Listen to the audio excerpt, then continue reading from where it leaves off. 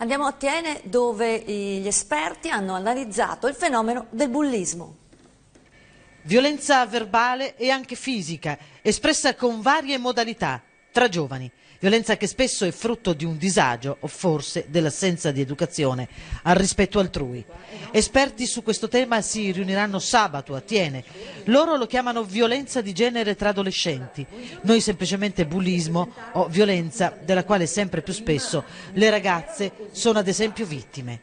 Un tema di triste attualità, un fenomeno che rende ancora più vulnerabili i deboli e più spietati i carnefici. Un argomento che non lascia indifferenti gli stessi giovani, che dicono no alla violenza di genere. Secondo me il bullismo è una cosa ingiusta e non sono affatto d'accordo.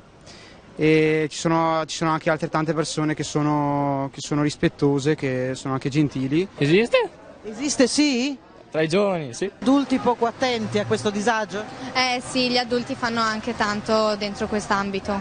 No, non sono d'accordo con chi fa questi atti di bullismo, anche perché tutti siamo uguali fra di noi. Un genitore si accorge se il figlio va a scuola e fa il bullo, secondo te? No, secondo me no, però è anche un po' questione dei genitori, perché dovrebbero educare più i loro figli e tenerli sotto bada.